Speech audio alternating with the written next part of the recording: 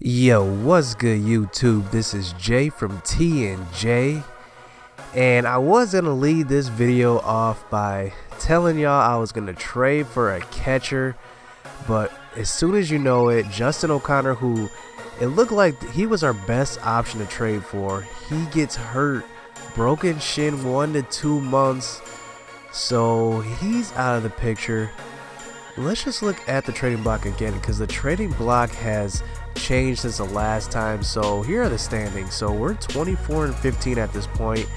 The Cubs are 3 games behind, so we have a little lead, not a big enough lead to get too comfortable with. We had that hot start, remember, but there are a couple of people who I didn't notice on the last trade block. Stuart Turner is a pretty good prospect here. He can hit from both sides of the plate, it looks like, pretty well. 26 speed. I mean, catchers aren't really fast, but he's not really getting any playing time, so I just want to see exactly what they're looking for. So if I do the trade finder, I just want to see exactly who they're looking for. So they're looking for Joey Bats. First suggested trade. Second is Benito Murillo. I don't even know who that is on my team. Third is Hernan Perez, Boog Powell, Derek Guillen, and a combination of a bunch of players. So, you know what? I mean, they want this guy, Benito Murillo or Derek Guillen. And let's just look at this trade.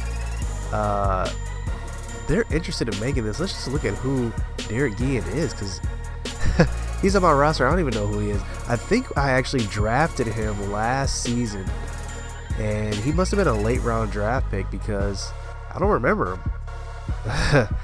So they're willing to give up a catcher here. Let's just look at the rest of their catchers.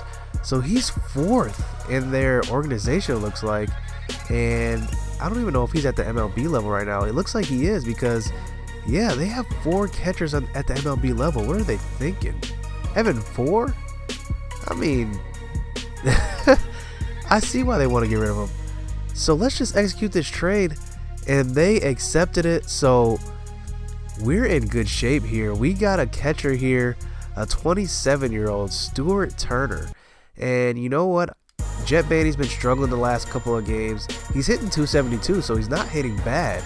But you know what? I'm going to give him the day off the next game. But let's just see who else is on this trade block. So we got a couple of interesting players. So remember, we said that I left that comment in the comment section on the other one. Cody Bellinger on the block. This is pretty interesting because this wouldn't happen in real life. So I'm not going to trade for Cody Bellinger. I want to keep it realistic. So we got our catcher. So let's just look at some other pieces, because we don't exactly know what we're going to do as far as like our lineup goes, because we haven't been very consistent.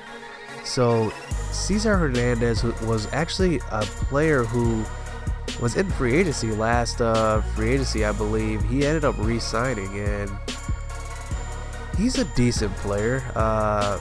Vince Velasquez. So I actually tried to trade for Vince Velasquez. They weren't going for him last season, but his whip is a 111 this year. He's shutting it down on the mound. He's 1-3, but strikeouts per 9, 10 strikeouts per 9, walks per 9, 1.52. I mean, home runs per 9, 0.44. I mean, he is killing it this year. They just must suck, because I mean, look at this. He's got a 50-7 strikeout ratio. Let's just see what they want for him. Let's just suggest a trade here. So they want Corey Knebel, John Feldman, and Jacob Nottingham. So here's the thing. I drafted John Feldman.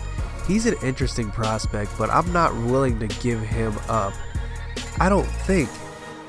But for Vince Velasquez, I would be dumb not to. So let's just look at this. But Corey Knebel, I cannot trade him. I need to get rid of somebody else. I'd be willing to get rid of Junior Guerra in exchange for Vince Velasquez. I mean, we're getting younger and better. So let's just see what I can do here, because Junior Guerra he's having a decent year, 1.47 whip. Let's just see what else he's doing. Strikeouts per 9 is 8. Walks per 9 is 4.42. I mean, he's kind of on the down spiral. It looks like he's 3-2 this year so far, but ERA at 5.59. He's never been an ERA guy. He's been decent with whip, but man, I don't know, because he's on the down spiral. He's 34. He's got 2 years left on his $4 million contract. I mean, let's just see who else I can possibly trade for him. Who else would they be interested in? Let's just see. Look through some of these players. So we added 2 prospects to this trade. John Feldman was a guy we drafted. I believe I got him in the 2nd round. But what impressed me about him was that he was fast out the blocks. I mean, he's got 79 speed. He has made up to the majors, so that's not going to be his max speed. But 95 stealing. He's going to be a beast in the future on the base pass. He has... I mean, his fielding's low, but I mean, he's still got a couple of years till he makes it to the majors. And then Michael Worth, if you remember Michael Worth, he's that lefty that I had traded for last offseason, I believe, but he has that running fastball, which is beastie. I mean, this running fastball is a monster, and they want him. He's 19 C potential, and in order to get Odubel Herrera and Vince Velasquez in the same trade, I have to give up 3 of my top prospects for 2 big stars. I mean, these guys are for real. And look at the contract I'm committing to here. This is the only thing. I'm committing to about 5 years. It looks like close to $30 million. So I mean, this is a lot that I'm committing to, but I think this is kind of worth it to give Vince Velasquez, who is an animal. I mean, this guy is a beast on the mound. I think I can build a beastie rotation, even giving up 3 of my top prospects. I think it's worth it. So let's just see if they accept this trade. So they declined it. So it looks like this wasn't enough. If I can just trade for Vince Velasquez, they would accept this deal more than likely. Vince Velasquez for Corey Ray. I like this trade because Vince Velasquez is a guy that, you know, he's honestly, like, I don't know if I would trade him if I was the Phillies, but the thing is, they're not going anywhere. So they need to build for the future. Corey Ray would be a staple in their future. So you know what? I'm going to try to execute this trade and see if they accept it. So it looks like they accepted it. Vince Velasquez, another arm in our rotation. Gonna be a beast. He's gonna be number 2. And you know, I gotta decide between Zach Davies and Lance Lynn in our rotation, but I kind of like Zach Davies a little more than Lance Lynn. I like Velasquez to be up at that 2 spot, Josh Hader to be at that 3 spot, and I like Junior Guerra to be down at the 4 spot, because if I have, he's above average starter. If I have him at the 4 spot going against another team's 4, I can do some things, man. So I got a beastie rotation here. I do give up a top prospect in Corey Ray, but you know what? I get back a catcher in Stuart Turner. He's going to get a start right away. I want to see what he can do. And this is actually going to be his first at-bat of this season that he's going to get. Jacob Nottingham is going to move down.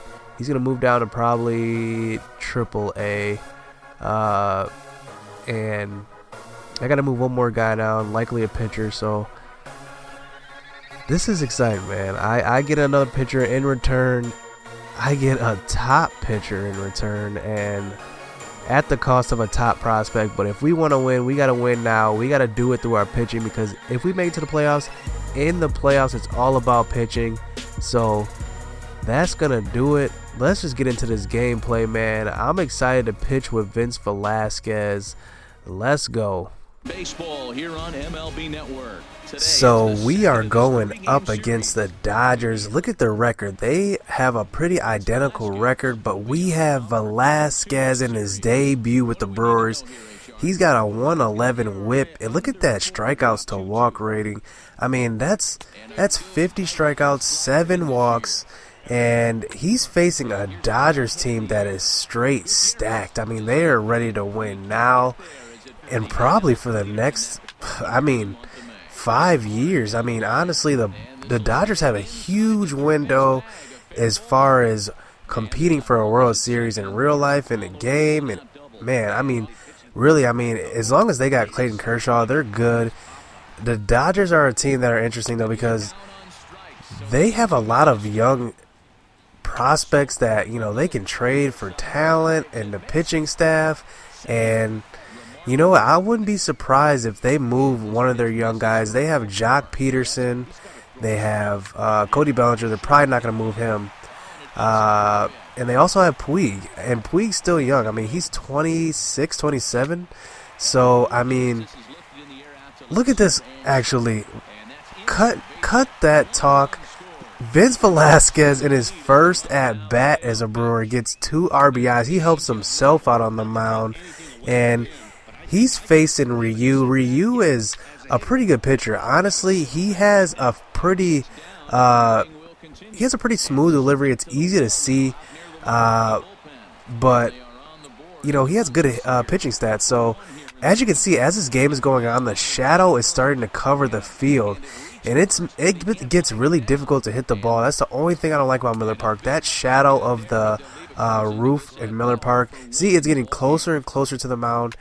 Harder to see, but look at this. Vince Velasquez gives up a home run. A big fly to Yasmani Grandal. And he's pitching pretty good up to this point. But here in the next inning, he's giving up another home run, this time to Eric Hosmer. And that's actually going to do it for Velasquez in this game. He actually pitches pretty well. He finished with 9 strikeouts. And, honestly, the offense just didn't do enough in the beginning.